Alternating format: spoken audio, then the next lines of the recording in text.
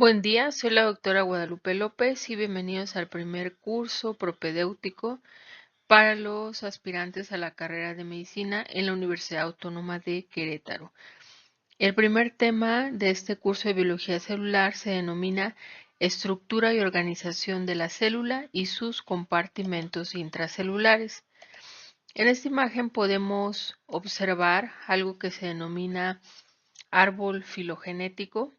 Es una representación gráfica de las relaciones de parentesco entre todos los organismos vivos. Esto nos muestra la evolución de la vida y los parentescos entre los organismos tanto vivos como extintos.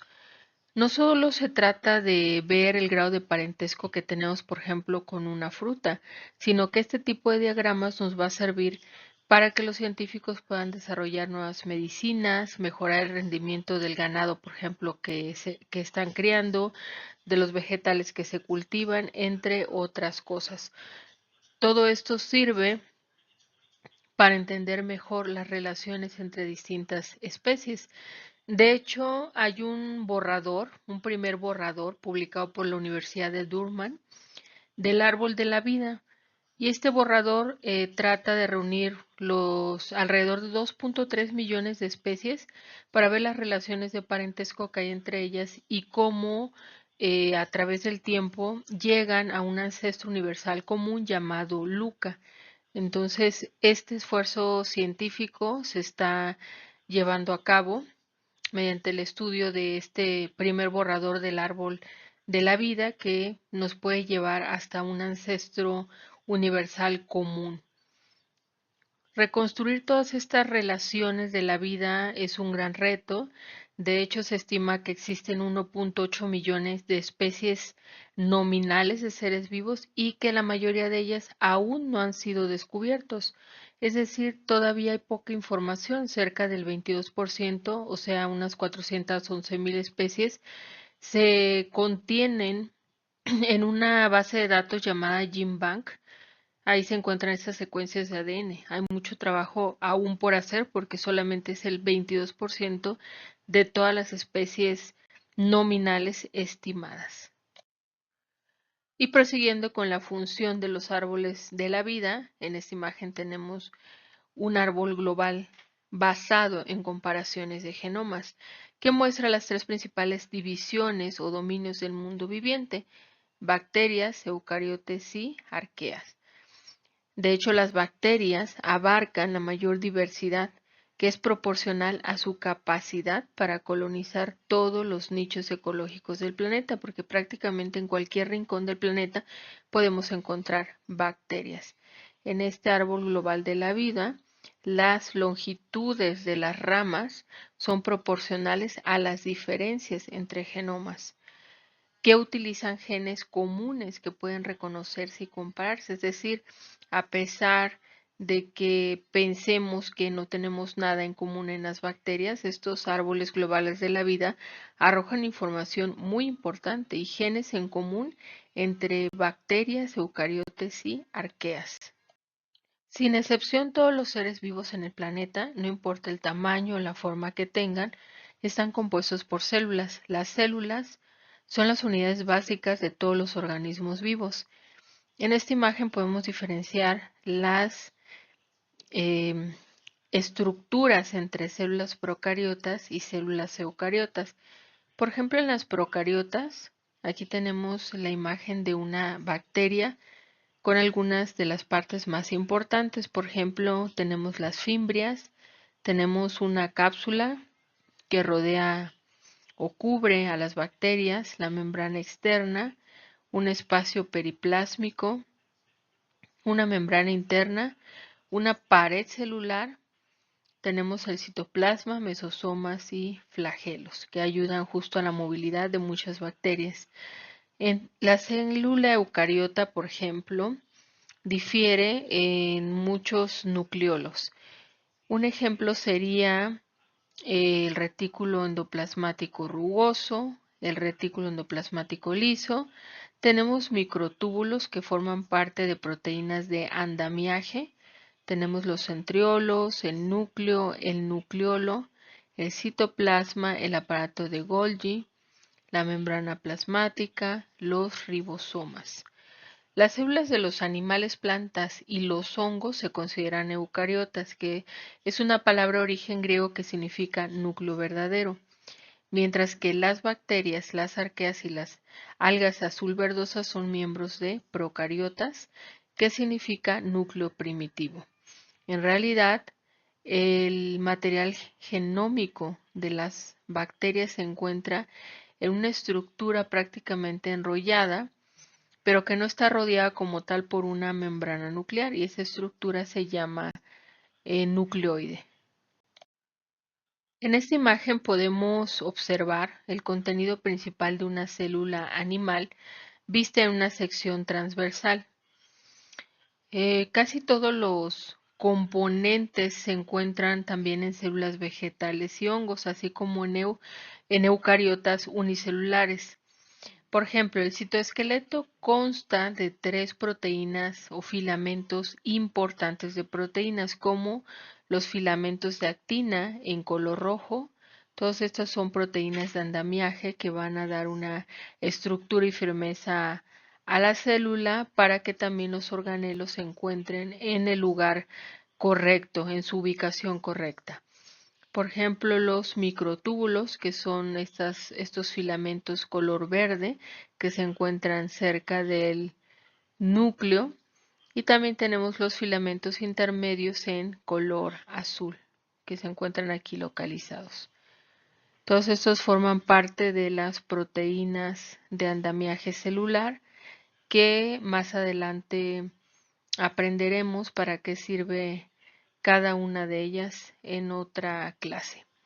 Las principales diferencias entre dimensión de una célula eucariota o una célula procariota se pueden definir por el tamaño. Por ejemplo, las células eucariotas tienen características que las distinguen de las bacterias. Son entre 10 y 30 veces más grandes en dimensión lineal y entre 1000 y 10.000 veces más grande en volumen que una célula procariota típica, para que así podamos dimensionar la diferencia en tamaño entre células procariotas y eucariotas.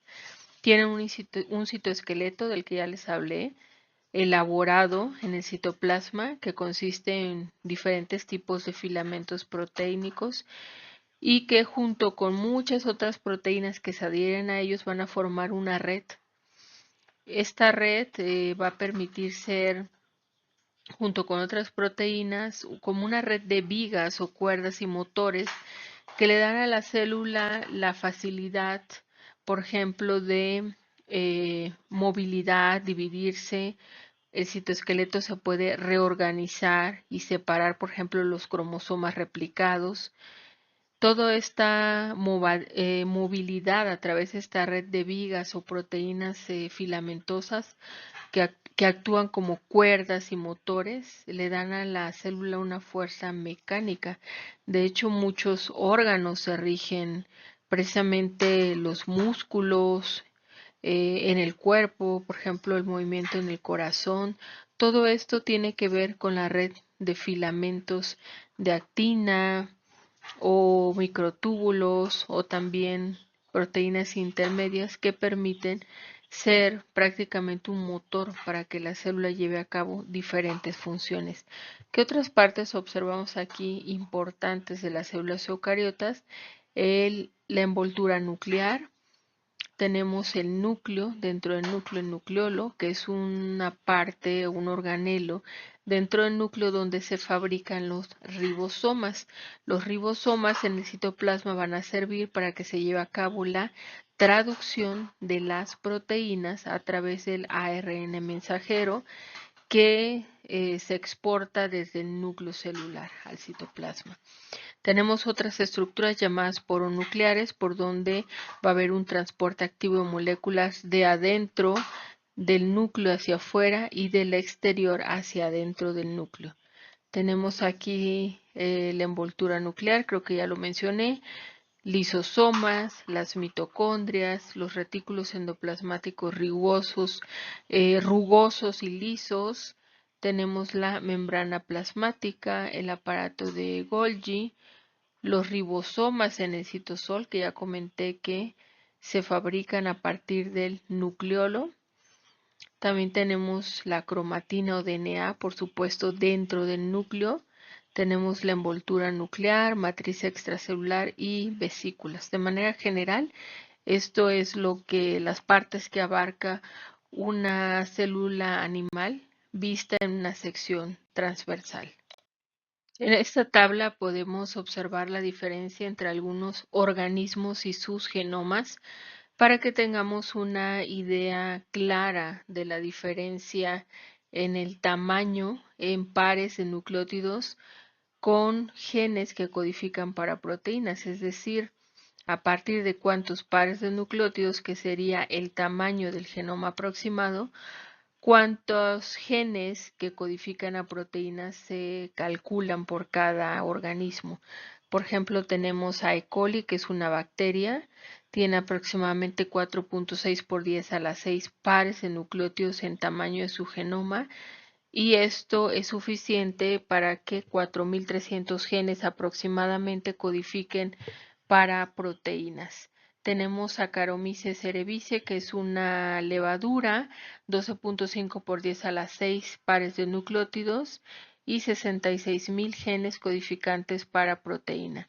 En el caso del ratón, Mus musculus y Homo sapiens en humano, observen, son especies en tamaño completamente diferentes.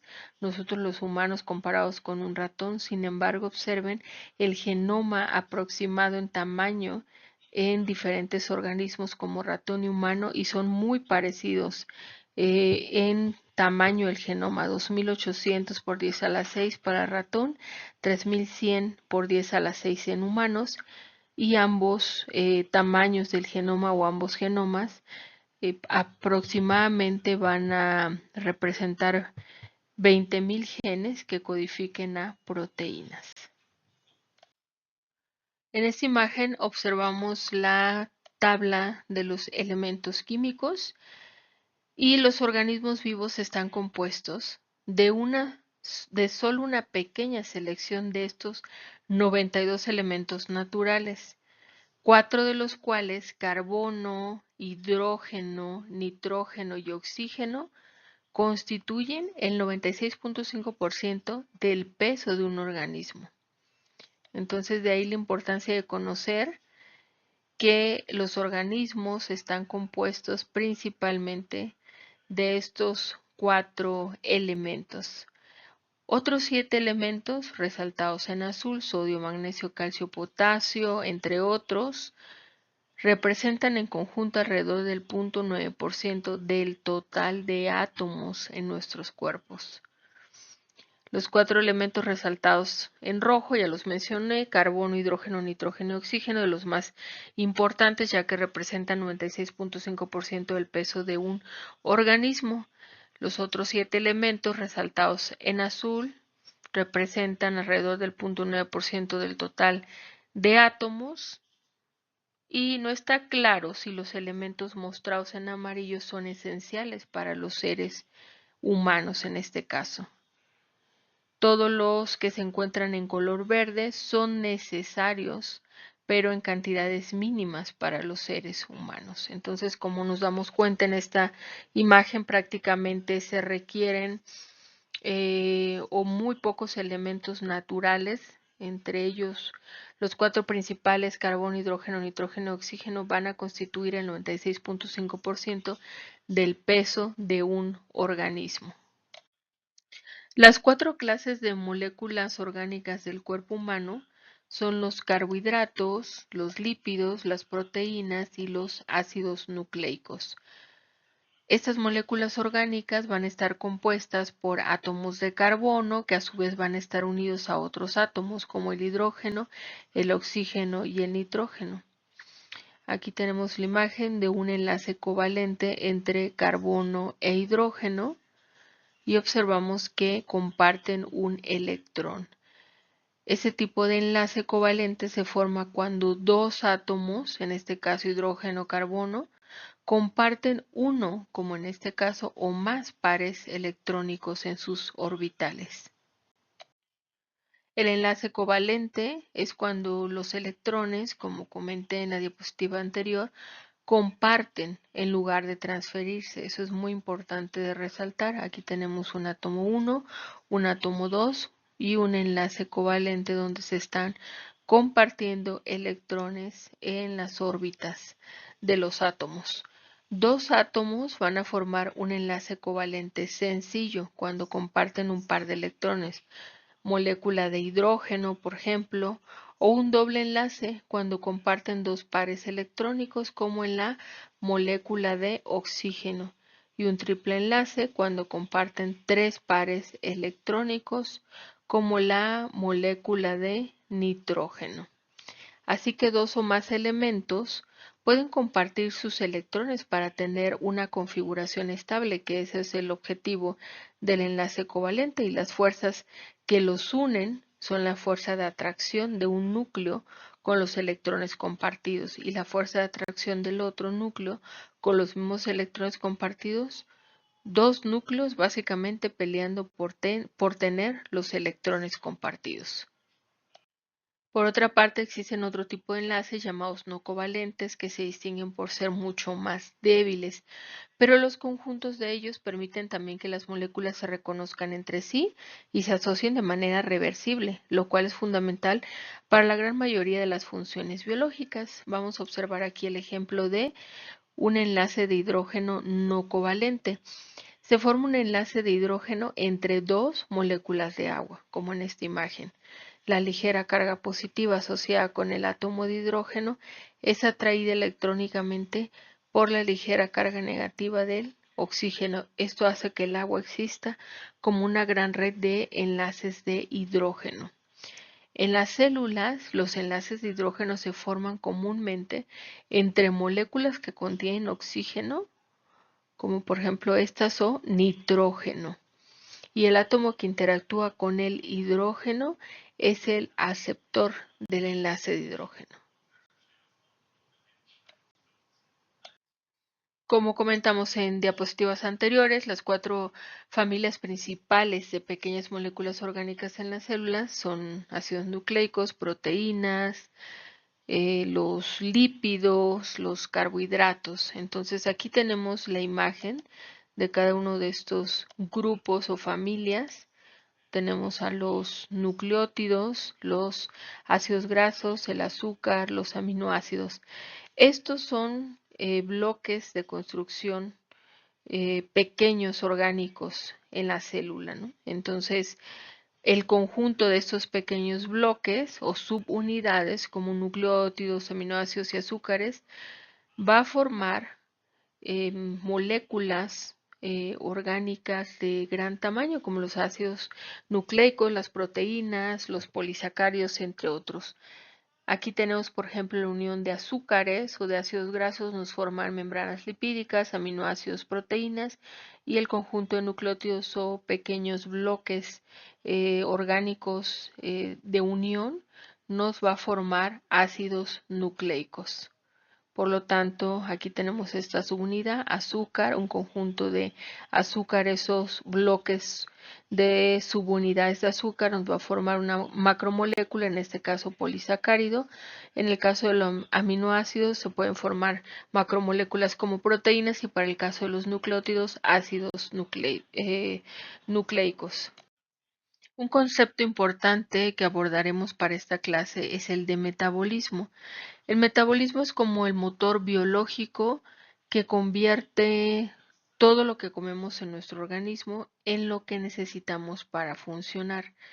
El metabolismo es el conjunto de las reacciones químicas que ocurren en las células de nuestro organismo para prácticamente mantenerlo con vida.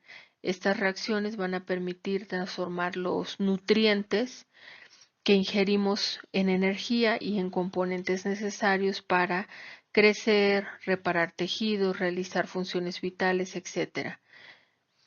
Antes de abordar los dos conceptos o divisiones del metabolismo como catabolismo y anabolismo, me gustaría mencionar que todas estas reacciones son catalizadas por enzimas conectadas en serie, de modo que el producto de una reacción se convierte en material o sustrato de partida para el siguiente. Cada enzima va a tener la función de acelerar o catalizar uno de los muchos tipos posibles de reacciones que una molécula en particular podría experimentar. Por ejemplo, la molécula A se lleva a cabo la catálisis por la enzima 1, se produce la molécula B, hay una catálisis por enzima 2 para producir la molécula C y así sucesivamente. De modo que el producto de una reacción siempre se va a convertir en el material o partida de sustrato, como comenté, para la siguiente reacción.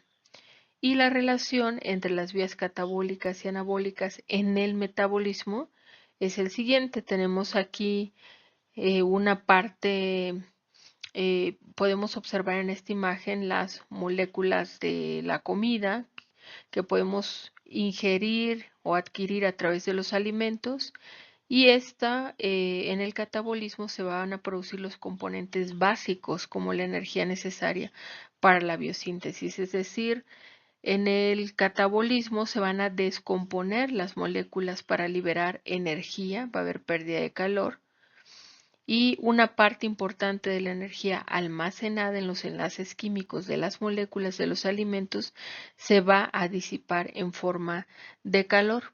Por lo tanto, repito, en el catabolismo, las células, las reacciones que se ven a cabo van a tener el fin de descomponer las moléculas para liberar energía. Y en el anabolismo, por el contrario, es donde se utiliza esa energía y materiales para construir nuevas moléculas. En resumen, el metabolismo es como el motor biológico del cuerpo que convierte lo que comemos en lo que necesitamos para funcionar. Aquí en el anabolismo, las pequeñas moléculas se unen para generar moléculas mayores, es decir, a partir de pequeños bloques se va a dar el proceso de biosíntesis y muchas moléculas se van a, digamos, comenzar a construir. En este proceso, para generar moléculas mayores o macromoléculas, la energía que requiere este proceso es aportada por una molécula muy importante llamada ATP o adenosintrifosfato. El adenosintrifosfato, llamado ATP, es conocido como la moneda universal de energía. Es una molécula que interviene en todas las transacciones de energía que se llevan a cabo en las células.